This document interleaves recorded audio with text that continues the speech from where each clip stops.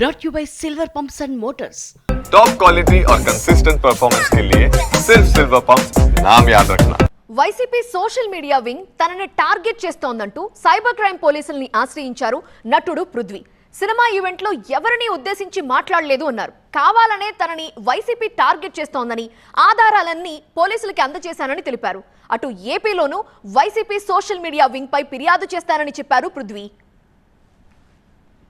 మొన్న Laila pre release event లో పాల్గొన్న పృథ్వీ షూటింగ్ స్పాట్ లో జరిగిన ఓ సంభాషణని వివరిస్తూ 150 మేకలు 11 అయ్యారు అంటూ కామెంట్ చేశారు. దీంతో పృథ్వీ వ్యాఖ్యలు వైరల్ గా మారాయి. ఆయనకి బెదిరింపు కాల్స్ ఎక్కువయ్యాయి.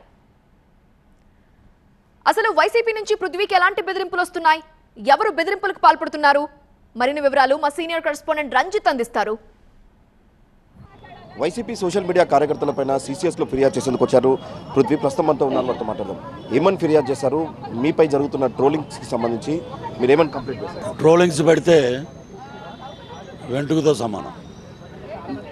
నా తల్లిని దుర్భాషలాడాడు అనిల్ అనేవాడిని, వాడిని శంకరగిరి మాన్యాలు పట్టిస్తానండి. నానా చండాలంగా మాట్లాడి వైసీపీ ఇదే నేర్పింది సంస్కృతి, తల్లిని తిట్టమని చెప్పాడు.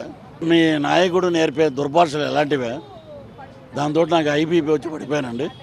వాడు అనిల్ అనేవాడు నా నెంబరు ఇటు ట్విట్టర్లో, ఫేస్బుక్లో, వాట్సాప్లో అన్నిట్లో పెట్టాడు.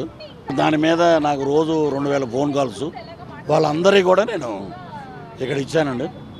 ఆంధ్రాలో కంప్లైంట్ చేస్తున్నాను రేపు హోమ్ మినిస్టర్ గారికి. సో డెఫర్మేషన్ సూట్ వేస్తాను. ఇప్పుడు సినిమా, ఇప్పుడు నేను ఒక కమెడియన్ అండి, లోపల ఒక 100 మేకలు ఉన్నాయి.